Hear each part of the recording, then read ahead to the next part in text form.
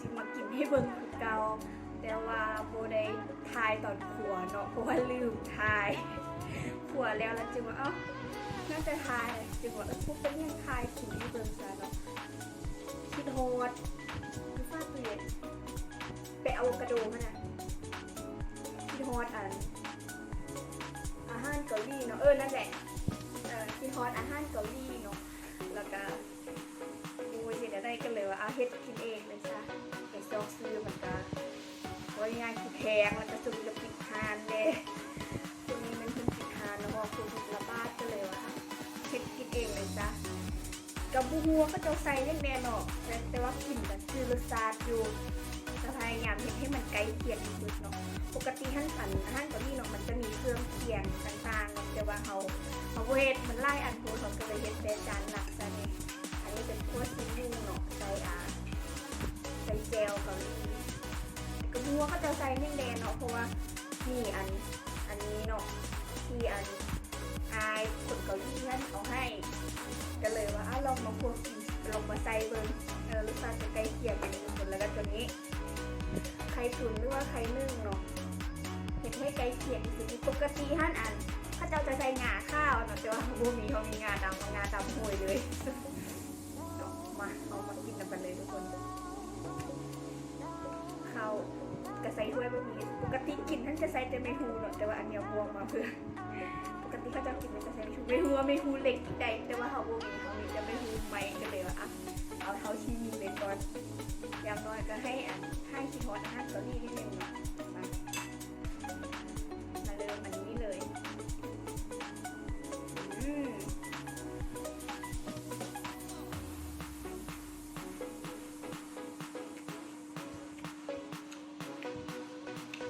เขียงบัวข้าใส่นู่นเลยเอาแต่น้ำมันใส่มะข้าวแล้วก็หอยกับจิ้มลงเพื่อให้มันกลับมาสุกแล้วก็รีบจัดสมใส่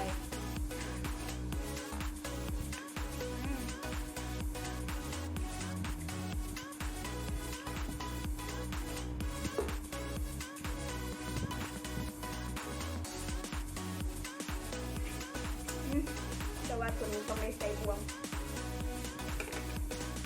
หลักเด็กขนาดนี้ตัวนี้กันง่ายๆมีไข่แล้วก็ใส่ช่วยเดือดเป็นหมดใส่น้อยนึงแล้วก็นึ่งสุกแล้วก็เอางาโรยเอาส่วนหัวใส่เนาะ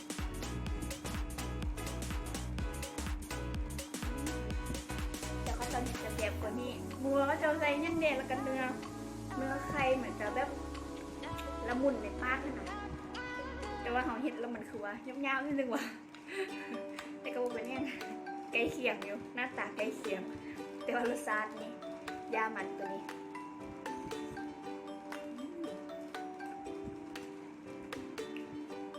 ปกติเนาะเขาจะกินเรา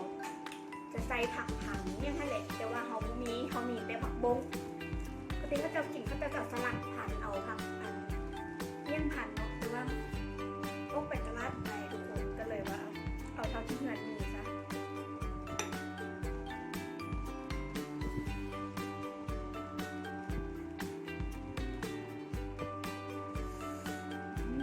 คำไหนเลยที่เขาปากวะดิ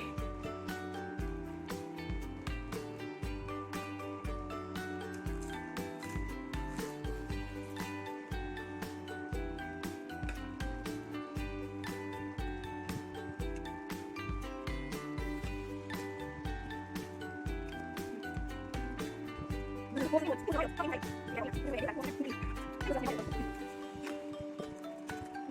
มาเลย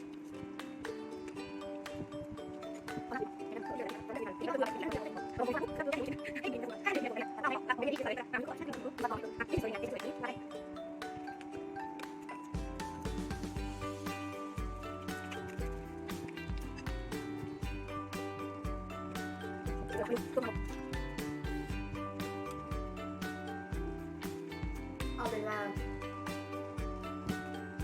เดี๋ยวข้อโตเนาะไปเคลียร์อาหารนี่ก่อน